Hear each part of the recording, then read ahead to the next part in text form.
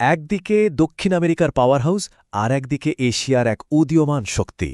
আচ্ছা, ব্রাজিল আর বাংলাদেশের মধ্যে আসলে মিলটা কোথায়? আজকের এই বিশ্লেষণে আমরা ঠিক এই অর্থনৈতিক সেতুটারই গল্প শুনব, যা হাজার হাজার মাইলের দূরত্বকে কমিয়ে আনছে। প্রশ্নটা শুনলে মনে হতে পারে খুব সাধারণ, তাই না? কিন্তু এর উত্তরটা কিন্তু বিশাল। এই যে হাজার হাজার মাইলের দূরত্ব, এর পরেও দুটো অর্থনীতিকে এক সুতোয় বাঁধার পেছনে আছে একটা অসাধারণ সুযোগ। চলুন তাহলে সেই সম্ভাবনার গভীরে একটু ঢু মেরে আসি।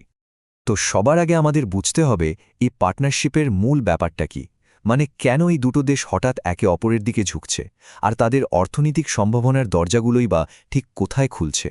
লক্ষ্যটা কিন্তু খুবই পরিষ্কার, দুটো ডায়নামিক মানে দুটো গতিশীল অর্থনীতিকে এক ছাতার নিচে নিয়ে আসা। আর এটা কিন্তু শুধু কেনাবেচার ব্যাপার না, এটা একটা স্ট্র্যাটেজিক পদক্ষেপ যা ভবিষ্যতের অর্থনৈতিক মানচিত্রটাই বদলে দিতে পারে। আচ্ছা, এই যে এত বড় একটা সেতুর কথা আমরা বলছি, এটা আসলে বানাচ্ছেটাকে? এর পেছনে কিন্তু একটা নির্দিষ্ট সংগঠন আছে, যারা দুই দেশের মধ্যে এই সংযোগটা তৈরির মূল কারিগর। চলুন তাদের সাথে একটু পরিচিত হওয়া যাক। এই সেতুর নাম হল Brazil Bangladesh chamber of commerce and industry, বা সহজ করে বললে বিবিসিসিআই। এরাই কিন্তু দুই দেশের ব্যবসায়ী, বিনিয়োগকারী আর উদ্যোক্তাদের জন্য রাস্তাটা তৈরি করে দিচ্ছে। মানে এটা শুধু একটা অর্গানাইজেশন না, এটা একটা প্ল্যাটফর্ম যেটা সম্ভাবনাকে বাস্তবে নিয়ে আসে। তাদের মিশনটাও কিন্তু খুব ফোকাসড। ধরুন, ব্যবসায়ীদের জন্য সঠিক কানেকশন তৈরি করা, তাদের হয়ে কথা বলা আর দরকারি তথ্য দিয়ে হেল্প করা, এগুলোই হল বিবিসিসিআইয়ের কোর বা মূল কাজ। এই যে 6টা মূল উদ্দেশ্য এখানে দেখা যাচ্ছে, এগুলোই বিবিসিআই এর কাজের ভিত্তি। দেখুন, ব্যাপারটা শুধু ট্রেড আর ইনভেস্টমেন্টে মানে ধাপ 1-এ থেমে নেই, বরং ইনফরমেশন শেয়ারিং মানে ধাপ 3 থেকে শুরু করে কালচারাল এক্সচেঞ্জ বা ধাপ 6 পর্যন্ত প্রত্যেকটা পদক্ষেপে কিন্তু একটা গভীর আর টেকসই সম্পর্ক তৈরির দিকেই ইঙ্গিত করছে। যে কোনো বড় উদ্যোগের পেছনে কিন্তু একজন দক্ষ চালিকা শক্তি থাকেন, তাই না? চলুন এবার এই চেম্বারের পেছনে সেই মানুষটির সাথে পরিচিত হওয়া যাক। শুধু এই একটা কথাই কিন্তু ওনার ভিশনটা পরিষ্কার করে দেয়। উনি শুধু দুটো দেশের মধ্যে বাণিজ্য বাড়াতে চান না, বরং উন্নয়নশীল দেশগুলোর নিজেদের মধ্যে সহযোগিতার একটা নতুন মডেল তৈরি করতে চান, যেটাকে বলে সাউথ সাউথ কোঅপারেশন।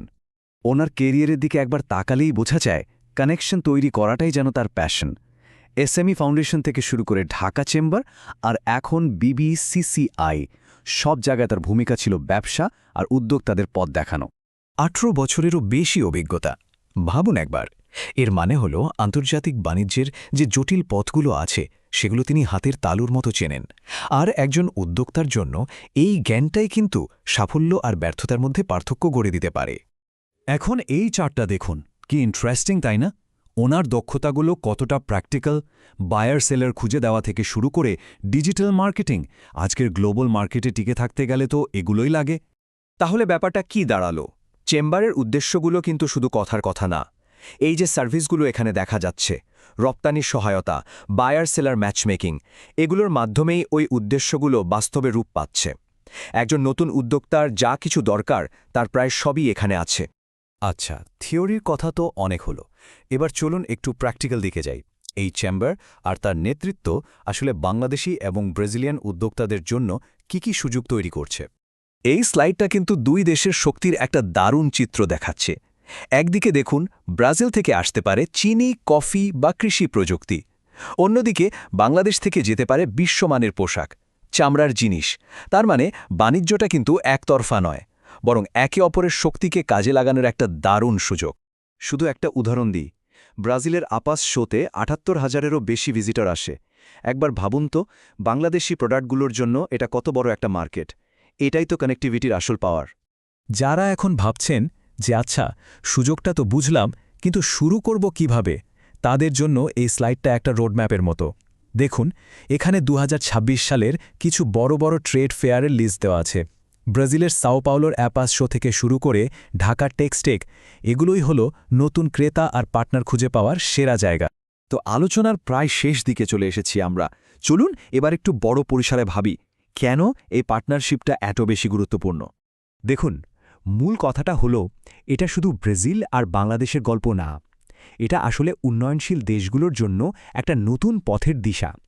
নিজেদের মধ্যে সহযোগিতা বাড়িয়েও যে অর্থনৈতিকভাবে শক্তিশালী হওয়া যায়, এটা তারই একটা মডেল। তাহলে আজকের আলোচনা থেকে আমরা কি শিখলাম? ১.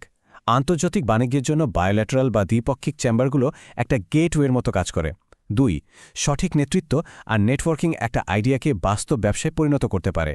আর সবচেয়ে বড় কথা, কৃষি, টেক্সটাইল, রিটেল আর প্রযুক্তির মতো সেক্টরে এখনও বিশাল সুযোগ অপেক্ষা করছে। আর এই সাউথ সাউথ কোঅপারেশন বা নিজেদের মধ্যে সহযোগিতাই হতে পারে ভবিষ্যতের অর্থনৈতিক ইঞ্জিন। শেষ করার আগে একটা প্রশ্ন রেখে যাই। গ্লোবাল রিলেশনশিপ যখন প্রতিনিয়ত পাল্টাচ্ছে, তখন ব্রাজিল, বাংলাদেশের মতো এই সাউথ সাউথ পার্টনারশিপগুলোই কি আমাদের অর্থনৈতিক ভবিষ্যৎকে নতুন করে লিখবে? ভাববার বিষয়, তাই না?